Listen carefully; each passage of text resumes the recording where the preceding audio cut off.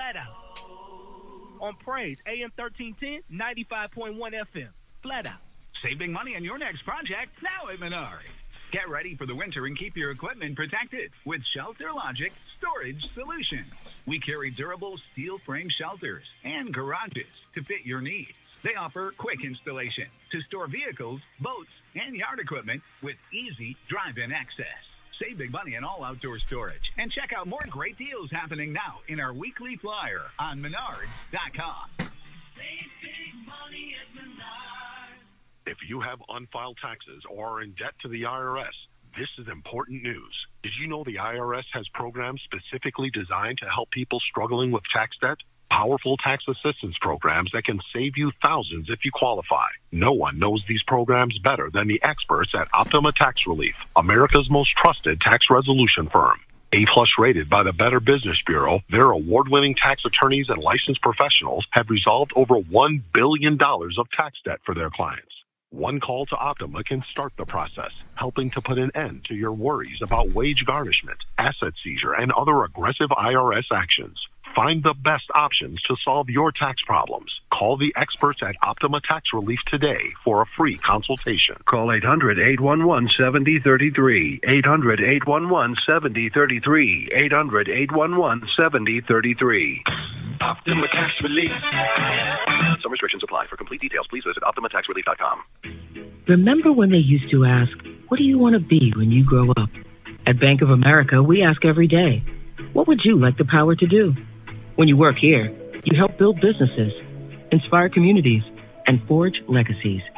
And now we've raised our U.S. minimum wage to $25 an hour. So the opportunity to do more also comes with competitive pay. Learn more at bankofamerica.com/25. Bank of America, proud to be an equal opportunity employer. True Crime Mondays on TV One. It's Fatal Attraction with all new drama. He never saw this coming. Compelling new stories. The storage unit was filled with cocaine. The situations that she put us in, just wicked. The new episodes of Fatal Attraction will leave you speechless. Fatal Attraction, tonight at 9 on TV One. If you're one of the millions of Americans behind on your taxes, if you're afraid to open your mail because IRS collection letters could be coming, listen carefully. The IRS is cracking down, taking paychecks, freezing bank accounts, revoking passports. That's a fact. But here's what most people don't know. There are official tax relief programs designed to help struggling taxpayers. Programs that could save you thousands if you qualify. No one knows these programs better than the experts at Optima Tax Relief. Optima's award-winning team will fight to protect your paycheck, your passport, and your property. Their tax attorneys and licensed professionals will work tirelessly to get you the best deal possible with the IRS. Everyday penalties and interest keep piling up, so don't wait. Call Optima now for a free consultation. Call 800-569-4435. 800-569-4435. 800-569-4435. Optima Tax Relief. Some restrictions apply. For complete details, please visit OptimaTaxRelief.com. Join Eastern Star Church this October for a month of celebration. Experience Wednesday revival services featuring various guest pastors, musical artists, and Legacy Pastor Appreciation Sunday. Then, don't miss the historic installation of our new lead pastor, Jeffrey A. Johnson II, on Saturday, October 25th at 10 a.m. at the Cooper Road campus. The celebration continues Sunday, October 26th with a special worship experience. Learn more at ESCinstallation2025.org. Eastern Star Church, the legacy continues. Let's get back to the conversation. It's Community Connection with Tina Cosby. Brought to you by Child Advocates, a champion for justice, opportunity, and well-being for children. On Praise, AM 1310, 95.1 FM. And we are back with Community Connection.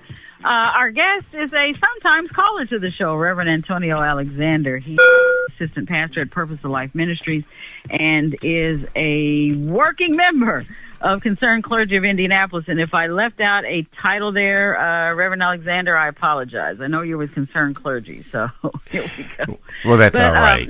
I said, that's all right, Miss Cosby. I'm sorry? I said, that's all right, Miss Cosby. Oh, okay. Now we're connected. You know, technology, sometimes it just kind of goes in and out. So, How are you doing today? I'm doing fine, ma'am. How are you? I have no complaints. I don't think. I guess I could always find one, but what difference does it make? So Absolutely. I don't have any. So you have coming up, and you're on here to share with us about an event that I guess outlines or explains a form of community policing? Well, it's not absolutely, actually outlining. What it is bringing the community together with law enforcement. We have Dr. Michael Christie coming in from the Department of Corrections out of Connecticut. He's going to be coming in, help facilitate. But we're going to have a conversation with the ultimate goal of building trust between community and law enforcement, building bridges, building trust, and building a safer community. But that begins with how we communicate with one another, how we share information with one another, and that trust is key. So you say he works for the Department of Corrections in Connecticut? Absolutely, yeah. He's Reverend Dr. Michael Christie, and he specializes in a couple of tracks, if I could call, nonviolent communications. He's a chaplain supervisor for the Connecticut Department of Corrections. So he's going to come in and he's going to share some information on just how to have better communication between law enforcement and community, as well as, maybe even talk about, from a law enforcement side, how to de-escalate rather than escalate. And then from the community side, here are, some of the things we're dealing with, and here is how maybe we can communicate that better to law enforcement. That way, we are building safer communities based on that build of trust. So who initiates, or who should initiate, based on this conversation about repairing the trust between community and police? Well, it's going to take, and you mentioned, who would I represent in this capacity?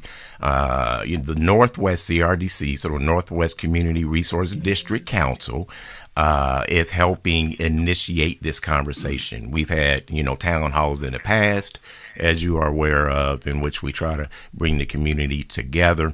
I happen to be one of the co-chairs, for the Northwest CRDC, and we work with the Northwest District IMPD law enforcement. So it enables us, to try to be a bridge with community and law enforcement. But it also allows us the opportunity to say, here's what we can do better, and here's how we can do that. Where's the disconnect? Or where are the disconnects? Because I hesitate to point to just one particular thing, because you're going to be, there's going to be several, and it could be multifaceted. But in what areas are there disconnects that continue to either break this trust or to allow it to be bridged? What are some of the disconnects? There's so many from a historical point of view, Ms. Cosby. I mean, if, we go back to the civil rights era, we remember we couldn't trust law enforcement. Then there was an effort, if you go through our country's history, in which, there was efforts to weed out what we would call maybe bad cops and things like that, and bring in, cops that, or law enforcement, that's not going to do some of the things that cause the community to have that distrust. But, as recently, as we go forth with George Floyd and things like that, there are a compounding amount of things that help us get to the point where we don't trust one another. But Ms. Cosby, I want to say that it's more important now that we have that trust, because, now we have the possibility of having federal troops come in, whether it be, ICE, whether it be National Guard. And we really need to have trust in our local law enforcement so we can understand, what are our rights, even though they're not participating or part of that process. But we need to know we can trust somebody. And hopefully that's our local law enforcement leaders and those that are patrolling our streets. trust is an interesting thing, and especially when you're talking about our rights or what have you, when we see examples daily of people's rights being trampled, regardless of what they say or what they do. So where do you find the trust lane? It's becoming more and more difficult, I would think.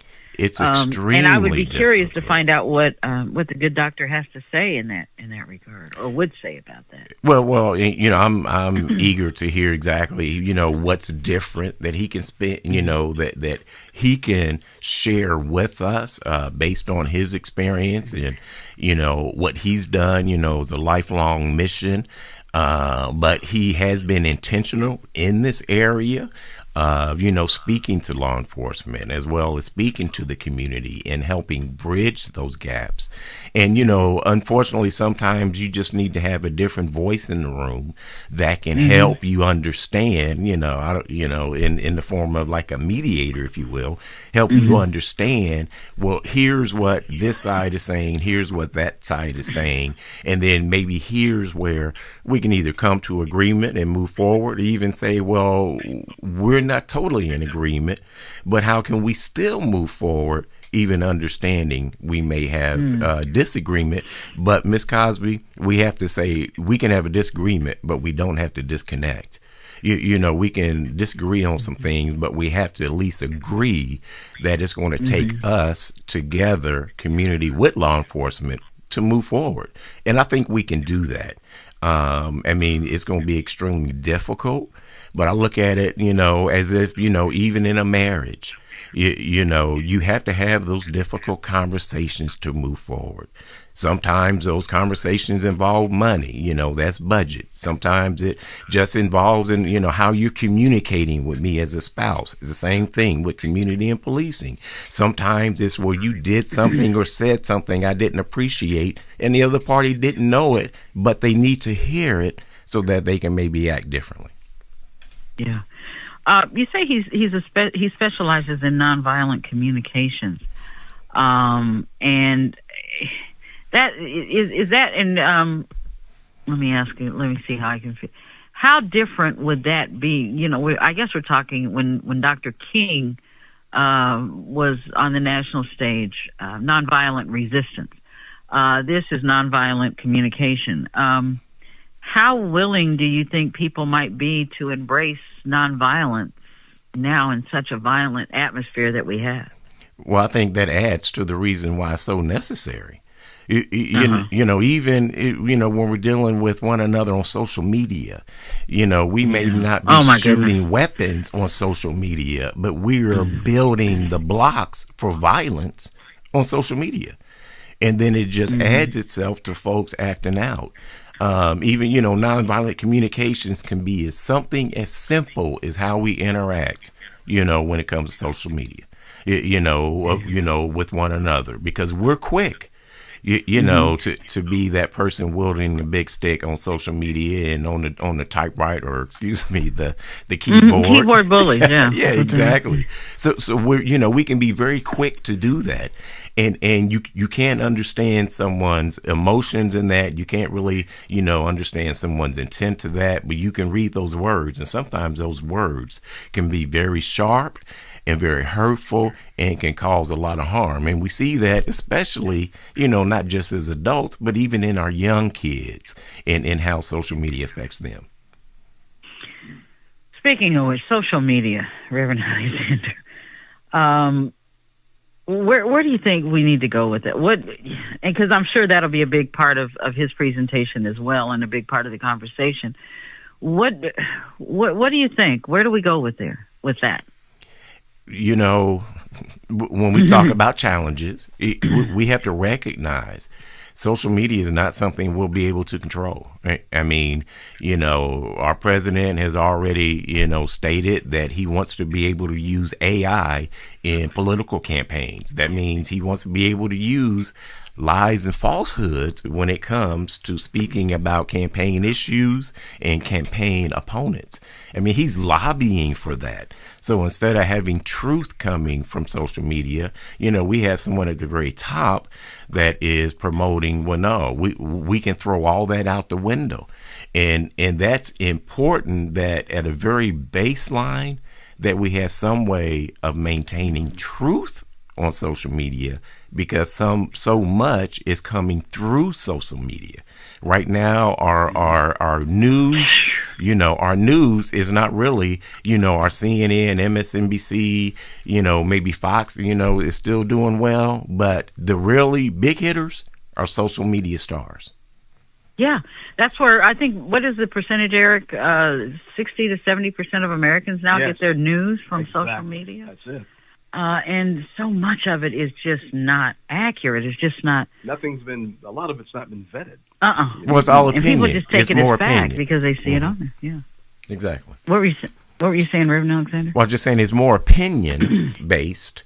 And so what we have to do is we have to say we're not going to fall in that trap and just accept opinion, but do our own research. But that's even becoming more difficult. So, what we, and kind of going back to, okay, well, what are we going to discuss, on Wednesday? Once again, it goes back to what can you trust, coming from the community or even coming from law enforcement, because law enforcement needs a community, to be honest about, well, here's some of the things that you're seeing on your block, on your street, help us.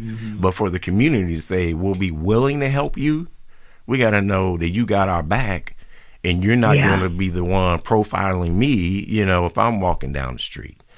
So that's where that trust is being, saying we got to build those building blocks of trust.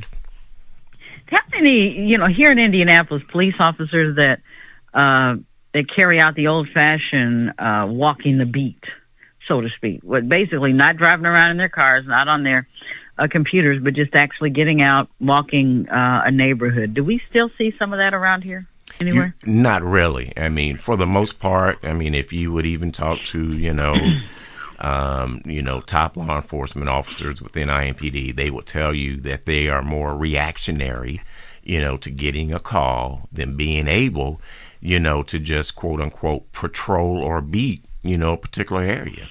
It's extremely, difficult if all you're doing is only responding, or the majority is responding to something that's already happened, and not being in a position to be in a place to at least thwart, some criminal activity. Yeah, there's research that says even the car, just the presence of a car, doesn't have to necessarily be anybody in the car, an officer, anybody in the car, but just the presence of a car can thwart, as you said, certain amounts of criminal activity. And yet, I know the city is short, 300 officers, which probably would be 300 cars, because our officers, pardon? I said, or more. Or more, yeah, possibly, or more.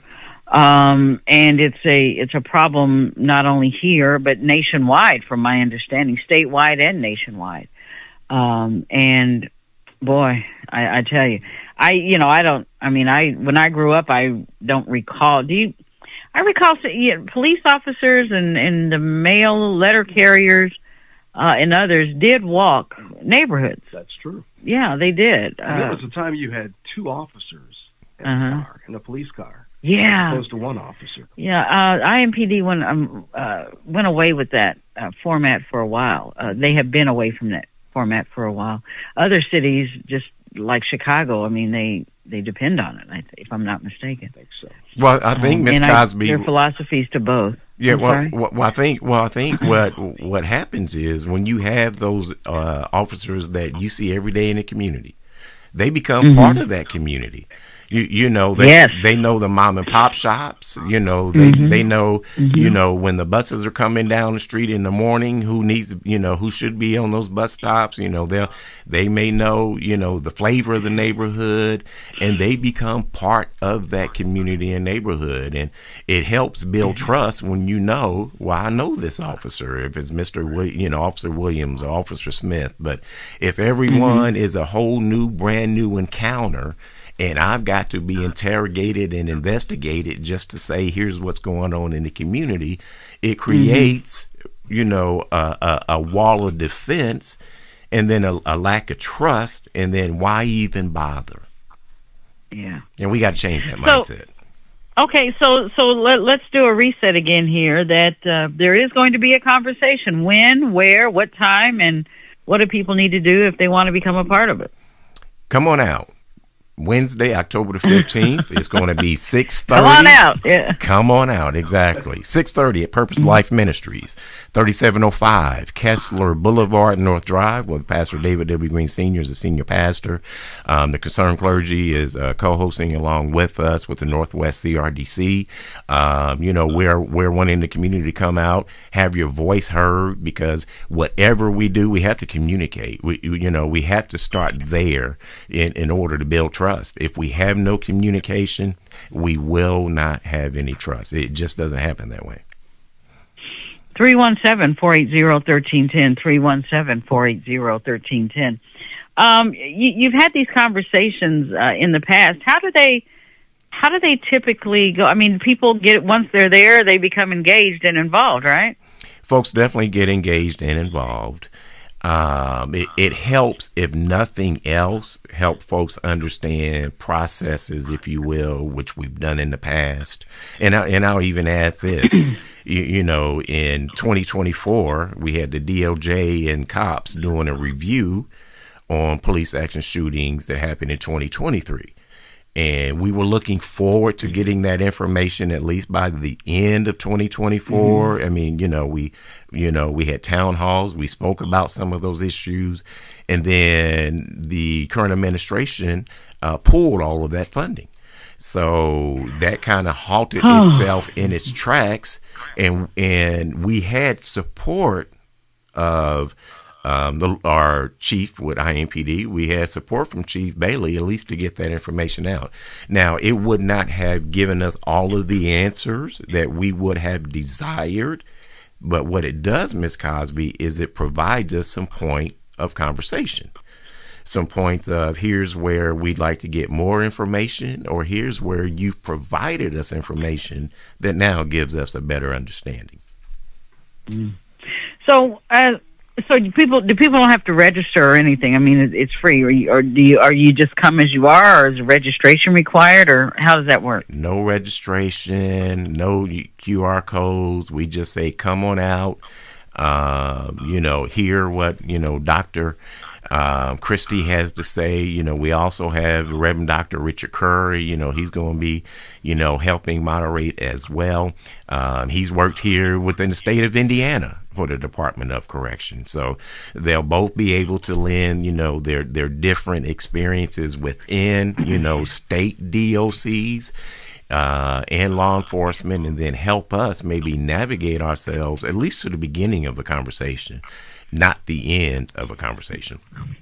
Why is the DOC, Department of Correction, background so important in these conversations? Because you've mentioned it several times. What makes it that background specific to these conversations? Well, specifically helpful, I should say, specifically helpful. Well, it's helpful because they're able, to be able to navigate, and I'll say with, the Reverend Dr. Curry, be able to navigate, here's how things are done on state level, as well as provide that input and not necessarily be the local law enforcement. So they can, in a sense, kind of be, quote unquote, you can say there may be a neutral party, but yet they have, some involvement in the systems and can provide some insight into that your everyday person or myself wouldn't have that information or insight. Yeah. Okay. That experience is definitely valuable in more ways than one. So this is coming up Wednesday, October the 15th. It's the Purpose of Life Ministries on, what's the address on Kessler Boulevard? 3705 Kessler Boulevard, North Drive. Yes. And just come as you are. There's no, just come and talk, come and share, come and learn, come and talk, come and interact. That's it. Just come on out. All right. The Reverend Dr. Michael Christie will be the keynote speaker and facilitator. He is from Monroe, Connecticut, and specializes in nonviolent communication, among other things. And so we really appreciate you sharing this with us, Reverend Alexander. When is the next gathering? When is the next conversation? Well, after that, I'm not sure. We actually have other CRDCs, they have events across town. So we'll try to make sure that you are aware when those are happening as well. Okay. Appreciate it. All righty. Well, thank you very much. All right. Thank you as well, Miss Cosby. Have a great day. Thank you. All right.